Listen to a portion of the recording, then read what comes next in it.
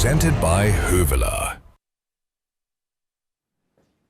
Well, we have got so many wonderful shows coming your way throughout the course of this next 2 weeks and so much incredible sport. We are going to analyse it at a forensic level, very in-depth, and we're starting off with the dressage competition that kicks off this 2-week championships. And Rosie Russell is joining me here in the studio in the analyst chair. Rosie, such a pleasure to have you.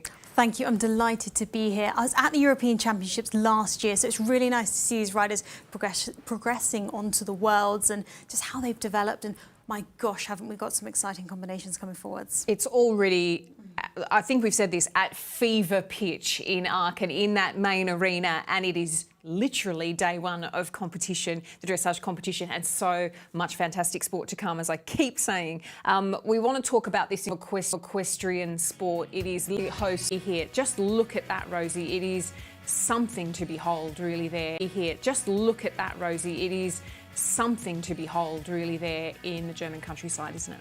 It really is, and just the grand scale of it, it's perfect for a World Championships, and it just adds that extra buzz. Perfect for a World Championships, and it just adds that extra buzz, and the atmosphere really is. Over the next couple of weeks, so we have sent John Kyle, one of our team of reporters on the ground, out there to take a look at this venue in focus.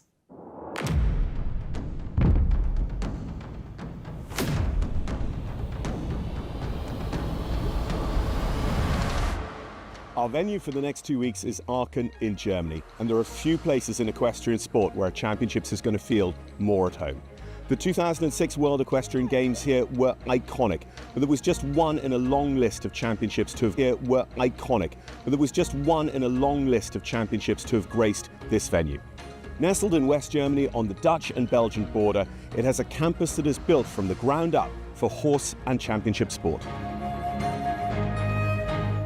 The arenas, the warm-ups, the grandstands, the sheer size of the audience are probably unlike anything some of these competitors have experienced before. And over the next 2 weeks, every corner of the Aachen campus will be in use. But with a place that puts the horse absolutely front and centre, there's plenty of places for them to chill out and relax.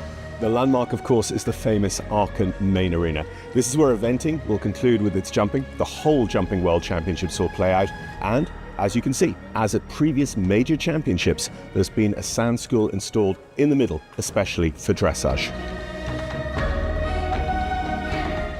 And the transformation doesn't stop there. Aachen's purpose-built dressage stadium turns its attention to vaulting for the first week, and is vaultage in week 2. Eventing only joined the party as a result of the 2006 World Equestrian Games and has become a huge central element of the yearly CHIO here at Aachen.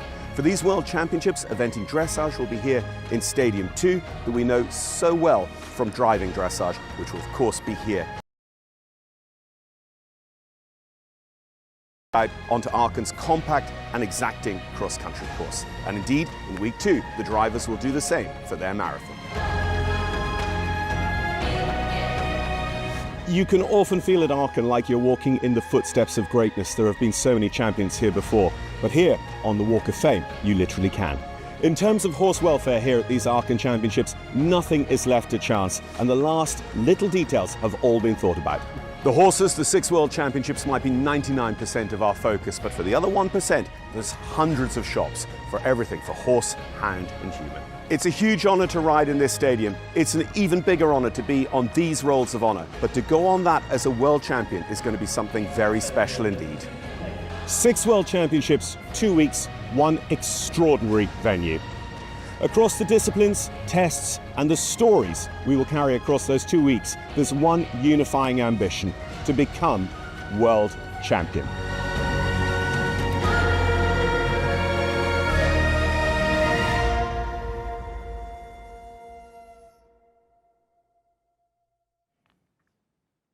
Yeah, super stuff. Thanks to John and the guys putting that together for us. Oh, we're hyped up for this one, Rosie. We're so excited. And he rightly put that, John, saying there, the stories that are coming our way for the next couple of weeks. I mean, they are going to be something. I mean, you think the sport's going to be sort of you can't look away kind of television, but the stories that will come out of this as well. And we talk about the riders. We mentioned this earlier, didn't it? It's one of their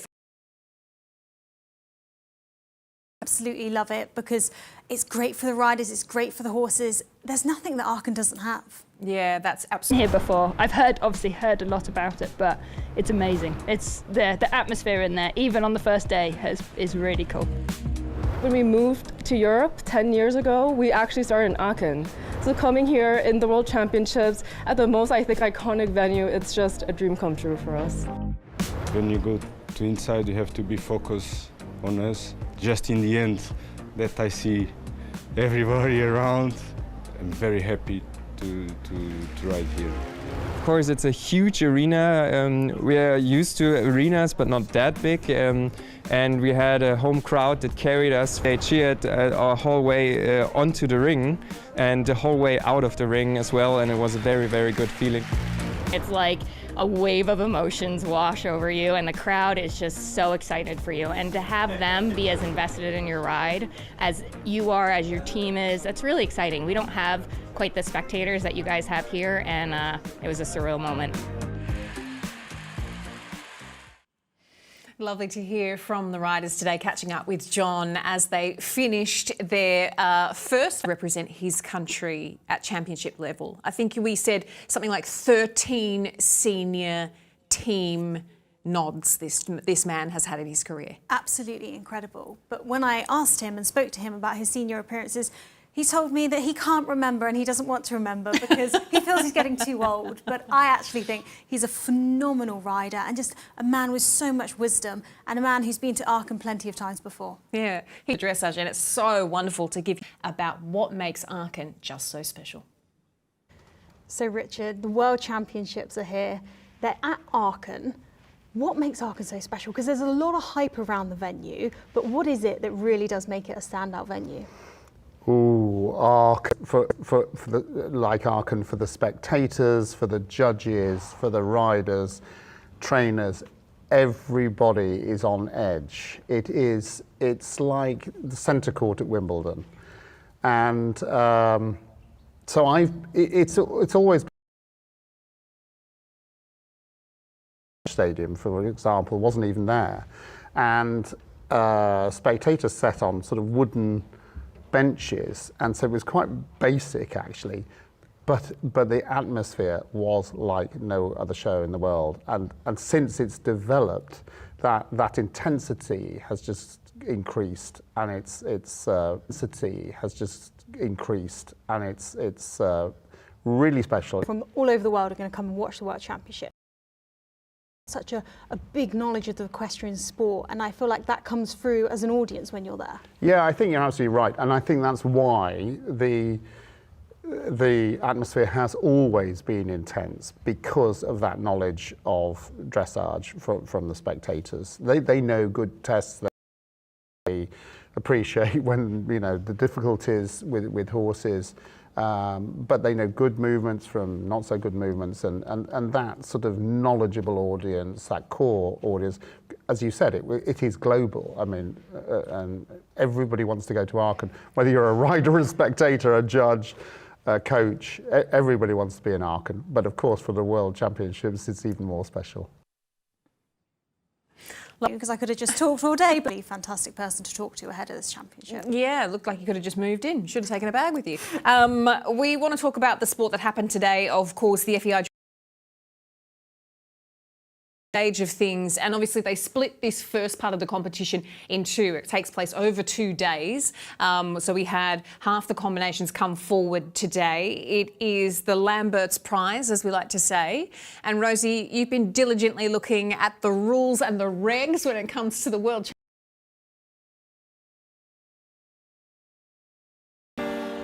This is where the Dressage World Championships begin. The Grand Prix is the first championship. The Grand Prix decides the Team World Championship and determines which riders continue their individual medal campaign. Horse and rider perform a set test made up of movements that showcase balance and athleticism. Every movement is scored by the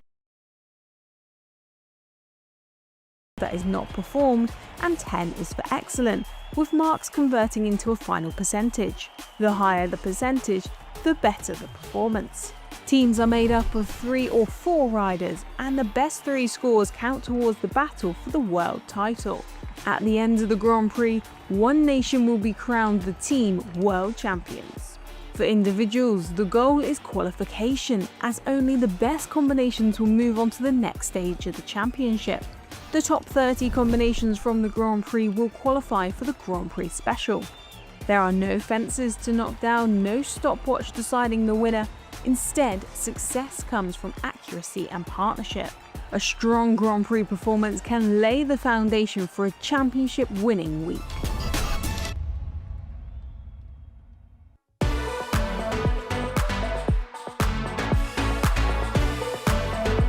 The best horse feed for the best athletes. Yes, well, thank you so much, Rosie, for putting those rules and regs together. I think that's set us up well for the week. I hope it was nice and clear, because sometimes it can feel a little bit scrambled. Analysis that is coming up. We want to talk about, though, now a particular rider who John had the pleasure of catching up with, and that is Danielle Gallagher. She is our rider in focus, and we're going to meet her now. For getting a 68 at a World Championships, for me with this horse is like dreams come true.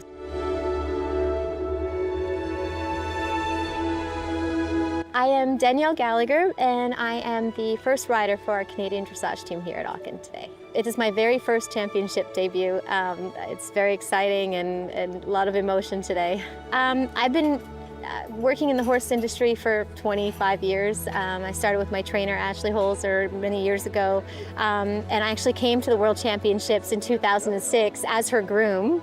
And so 20 years later, I'm here on my own horse doing it with me, and she was at the ring cheering me on, which was really cool. She's riding tomorrow. I wasn't nervous, ironically. I feel like I was more nervous preparing for all the qualifiers to get here. So for me, going into the ring today, it just felt like it was my chance to show the top of what we've been doing, and it just was more for fun and to show my teammates and make them proud, because I wanted to do well for them as well. And for my dad, he was also president of Horse Trials Canada, Horse Trials New Brunswick. He was a chef de mission for multiple Olympic Games, chef de keep for multiple Olympic Games, World Games, everything, all volunteer. He dedicated his majority of his life to that. So he's always wanted me to do this. So to come here and have him there, he died just a couple of years ago, but he knew we were on the journey with Comeback, and this was where we wanted to be. So my daughter loves to ride. She rides Comeback bareback all the time. And she said, "Mommy, if you're going to the World Games, I'm coming with you." And I said, "Amazing." So she's here with me, my husband's here, my mother's here, my owner, Ellen, everybody's here. It's just really great.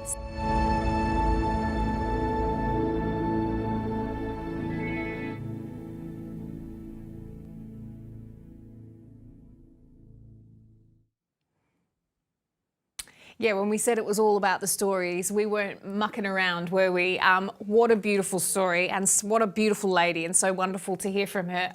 I've gone early. If anyone sees Charlotte from Echo Ratings, tell her it's day one and I'm already crying this time around. Rosie, let's get out of the soft stuff and into the tough stuff. We've got to talk about what happened today and how it all unfolded. We've been watching this sport throughout the course of the day, of course, and it's time for the analysis helpfully prepared by our colleagues at Echo Ratings. We've been talking about dressage. There was some highlights, some surprises today. Yeah, we had a day full of surprises and highlights and different avenues for the stories to go down. But I think we need to look at the team competition, because that is, of course, first team competition. Today was the first. Delighted to hear, of course, Australia. Sat in third place at the moment, and 2 riders have come forward for them so far. It is Simone Pearce and Mary Hannah, and these are the scores they got. The reason Mary is in a lighter colour, look like she's been darkened out a little bit, is her score at the moment is the discard score. 3 scores count for this competition. Currently, obviously, only 2 riders have been, so at the moment only 1 is the highlighted score. So they're sat in third place with that 72.391% from Simone, which was absolutely fantastic. And they've got some good riders coming forward later on, but Simone was over the moon with this. Yeah, let's just have a look at this, Rosie, because, just casually in a Team Australia jersey there, for the eagle-eyed among us, we may recognise Australia's favourite son-in-law, Martin Fuchs, ladies and gentlemen, the Swiss show jumping, absolute champion of the show jumping world, is firmly Team Green and Gold this week. There as they were coming out of the arena, as Simone was coming out of the arena, a beautiful test. Do go back and watch that if you get the opportunity to do that. It was do go back and watch that if you get the opportunity to do that. It was a lovely test. I think she'll be quite pleased with that. Italian riders coming forward tomorrow, Rosie. But of course they sit in third place. The Aussies going into day two. But it's important to note, sitting in second place, Great Britain. Yeah. They have had a good day, a surprising day in some ways, because Becky Moody didn't quite have the test that she was hoping for. If we take a look at her scores here, 73.8. Good score there as well from Fiona Bigwood and Donna Bella, 69.38%. But here we have some of Becky's tests, which, despite the mistakes, you can see how beautiful it is, isn't it, Amy? I mean, they're still, a picture, and, we'll hear from Becky a little bit later, and, she's just such a delight and such a horsewoman, as everyone will be at pains to tell you. She will take a lot away from today as well, and be very, very resolute going into the next few days. And I think very sort of pragmatic about how it went today. We talked about the Aachen effect, and I think the commentary team were talking a little bit about that too. It's an incredible atmosphere for the horses. What an arena, what a spectacle for them. So maybe Jägerbomb was a bit on the bomb side.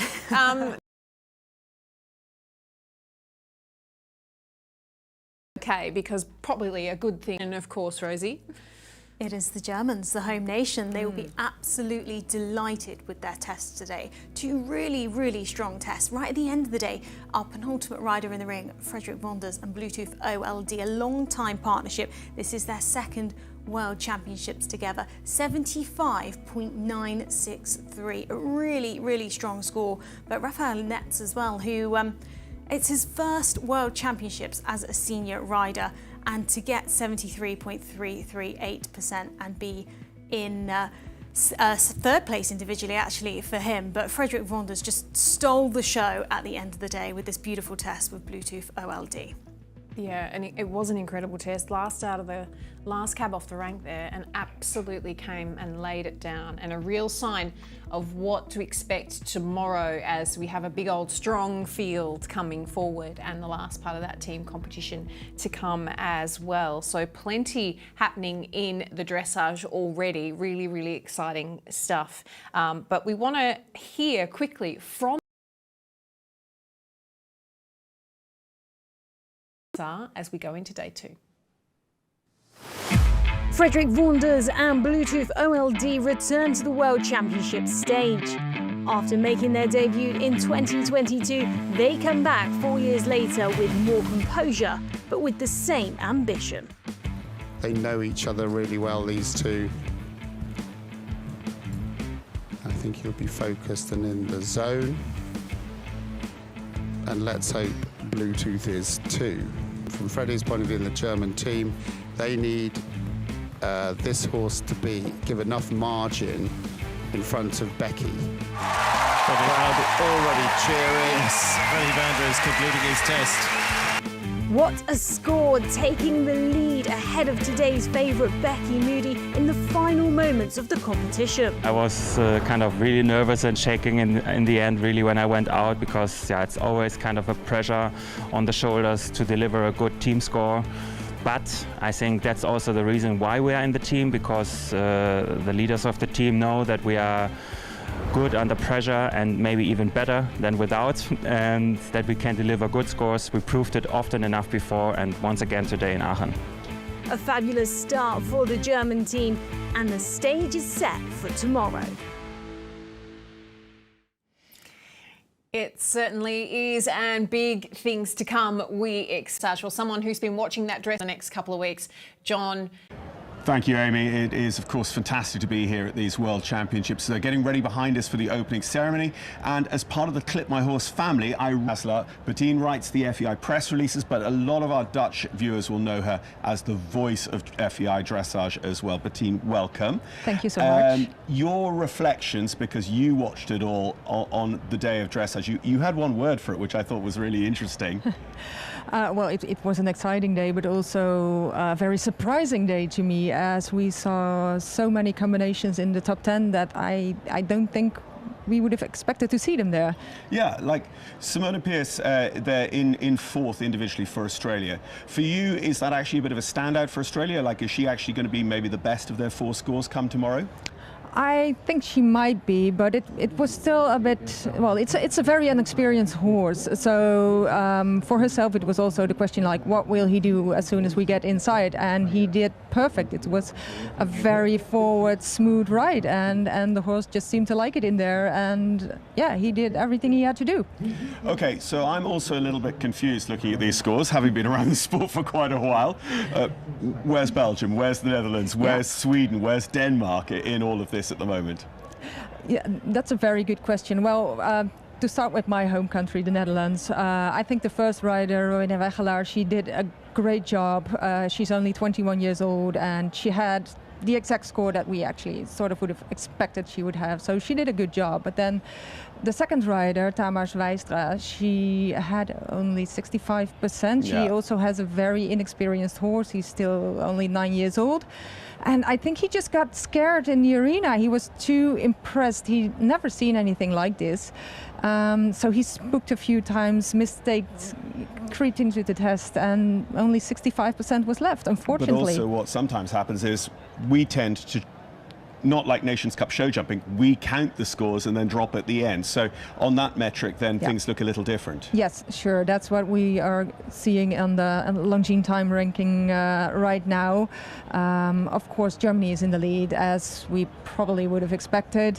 Then we see Denmark and Great Britain. So I think the top three is what we would have predicted. But then we see Sweden in fourth. Okay, I think indeed everybody was talking Belgium, Netherlands maybe. Okay, I think Jeroen de Vroe for Belgium did a good job, but then the horse of Wim van Wimp also got a bit tense in the arena, and also some spooks and mistakes. So his trending score in the first part of the test was like really high, but when the mistakes came, he just dropped down, and that was very unfortunate. I love it. You've got it all at your fingertips. What happened to absolutely everyone? But of course, there's such important teams. Tomorrow, though, such a different day. Third and fourth riders coming, and some of those absolute stars. Like, I mean, you only pick one name from those teams, and that only leaves you not with Carl, only with Lottie. Justin Verbomen, Isabel Werth, of course, and who am I going to forget here? Catherine Laudrup Dufour. Yes. So all of those guys, you know, are they the ones fighting for the individual top honours going on to the special? Yes, of course they are. I would expect, at least. But, well, what we've seen today is that anything can happen. So the pressure this big championship brings to the rider was very obvious today. So we'll see some very experienced combinations tomorrow. The names you just meant are big names. They've seen a lot. So I think we can expect good things from them, but as we've seen today, you never know. Yeah. I mean, you know, we look at the major narrative today. You've already spoken about it in the studio. Becky Moody, you know, disappointed with those first two movements, still lying second in the championships. But what that now means is the narrative tonight is, oh, have Great Britain let gold slip through their fingers? Carl Hester could easily come in here tomorrow and smash a new personal best and put them right back in the hunt. And the number three rider for all of those big teams could do exactly that kind of thing. It is already so exciting here. As you say, only one discipline on the way, only the first day under our belts, and we are set up for a super World Championships here at Aachen. Back to you guys down in the studio. Couple of points to take away. Huge for the individuals as they head into the latter stages of this competition, because remember, this is an important class for them as they qualify through to the individual standings to get themselves a medal, independently of the teams. But also the scoring is interesting here, and EquiRatings have put some analysis together for us as well, based off that, haven't they? Yes, because as I've mentioned earlier, we had Germany out in front, Great Britain second and Australia third. But that's only counting one score, because across the 2 days, 3 scores will count. But at the minute, the computers will go, okay, we take the best scores, which are the 2 empty ones, and then the best score from the team. So that's why it's currently as it is. But this graphic is looking if we counted both scores from today. So Germany would still be in the lead. They had 2 phenomenal tests, first and third, for their riders to be in. They're in a seriously strong position with 2 riders still to go. Denmark would actually be in second, which they are a really strong nation in the world of dressage. So I think that's less of a surprise there. And they have obviously the real big guns of Catherine Laudrup-Dufour to come as well tomorrow of Mount St John Freestyle. And Great Britain would actually move down to third. Again, 2 big riders still to come for them with Carl Hester and Lottie Fry. And that's the beauty of this competition, is we've had a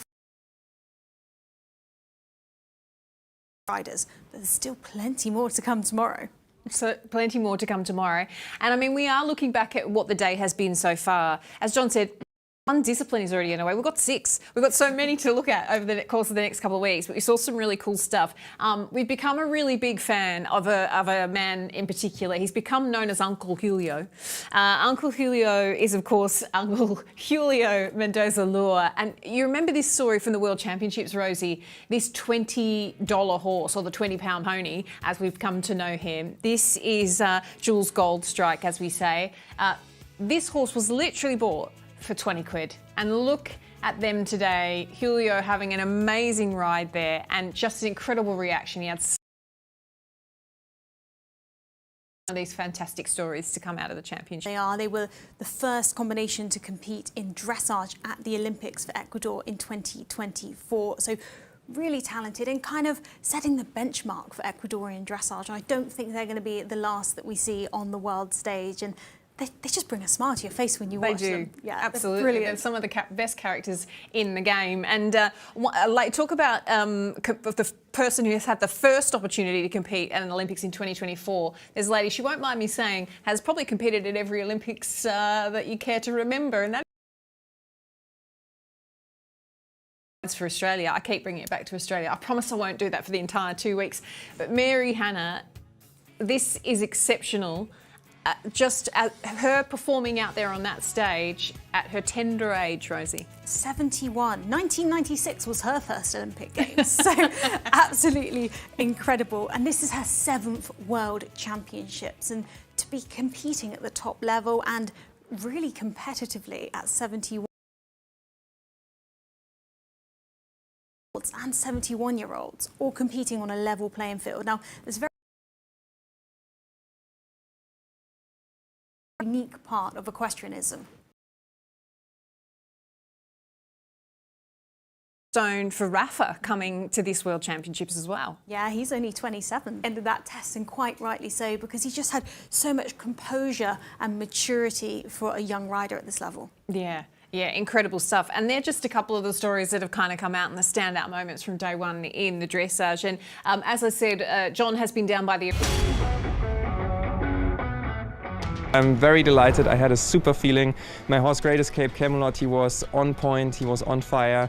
He really felt the atmosphere once we entered, and I had the feeling he knows exactly what we're about to do. Today we had a little mistake in the 110 piece, which is 100% my fault, but the feeling after that mistake was very good. Before that was very good, and it can happen. We are very, very, very happy with our performance today. He gave his best, and I tried to give mine too, to help him to show his potential. It's a young horse, just 9 years old. It's his 4th Grand Prix, so we need to practice a little bit more to get higher scores. I'm really happy with him and with everything that he gave me. It was such a surreal feeling to be in that main stadium and have my horse just go around and try his hardest for me. A little bit of an interesting moment was going towards the arena and he stopped. And I sort of gave him a pat and I said, listen, buddy, I really need you to be my partner today. And all of a sudden he just put his head down and off we went into that arena, and he just like filled my heart at that moment. It's a very big atmosphere inside. The nerves for me and my horse, it was like off the roof. So we're just happy to do a clean-ish test. we're happy with how it went, and then that's all we can ask for, I think. I'm super happy with him. I mean, you know, some of it was the best we've done, some of it was really bad. But we pulled it back, and, you know, we still got some really good bits, and, you know, he came back to me really good. What did we say about super philosophical? Some of it was really good, some of it was bad. Because she came into her bread and butter. She had to have that in-depth chat and analysis about such a dominant rider in the sport was really fantastic. Let's take a look. One I want to talk about, one horse and rider who are Texas earlier on. What makes them a fan favourite? Well, I think the backstory actually. So Jaeger Bomb, obviously the name, Bomb to his friends, and Becky. She's a great character. You know, she comes from the north of England here in Yorkshire, and she's very down to earth. She says things as they are, and I think everybody can identify with her story. She's worked really hard. I think she will tell you herself that she'd almost sort of slightly given up on the dream of, you know, being an Olympic rider, and just decided that that was her role in life.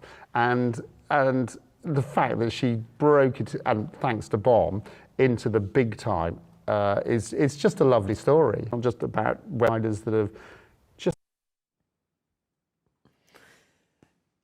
It certainly is. He's the big old horse that could, where he goes over the course of this week as we enjoy more sport from the dressage at this FEI World Championships for 2026. We're going to wrap things up. Rosie, thanks for joining us. Of course, we'll be here in the In and Out studio until the end of time. No, I believe until the end of the championships. Every night you can clock in with us and catch up with what has occurred throughout the day. All of the best insight, all of the best action from Aachen itself. We will bring it to you here in the In-Out studio. It will be our absolute pleasure, of course. For the rest of the competition in terms of what's happening at Aachen today, don't forget the opening ceremony. The official opening of the competition takes place this evening, and you can watch all of that on FEI TV and Clip My Horse TV, and that is at 8:15 p.m. tonight in European time.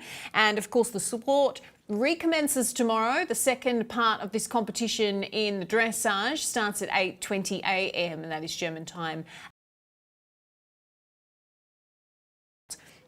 We'll be with you throughout the week, as we say, and with a big thanks to our sponsor, Huvler. We've got a very special giveaway. You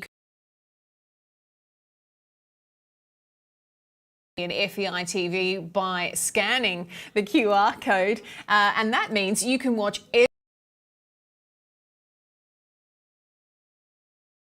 all of that sport with a premium subscription. So don't forget to enter that to be in with your chance to win it, or to sign up for a premium subscription yourself, because it's all there for you to enjoy. And boy, is it, because there is a lot to come.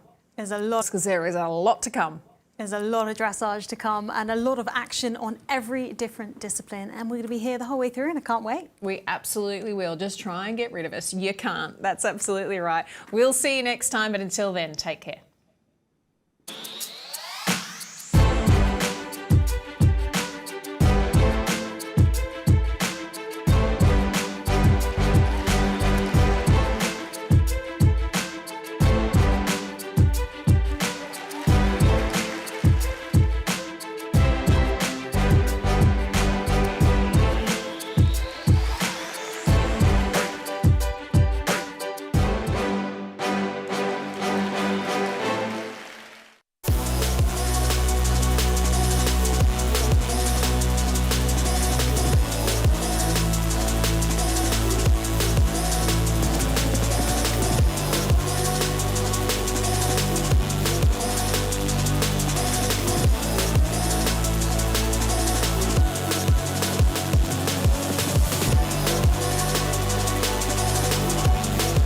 The best horse feed for the best athletes. German horse feed since 1905.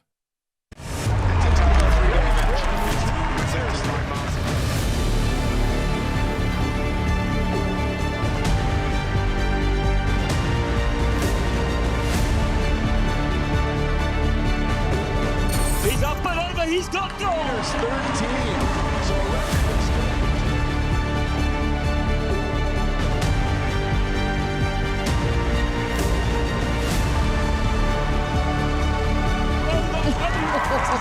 Against the clock, it really didn't matter.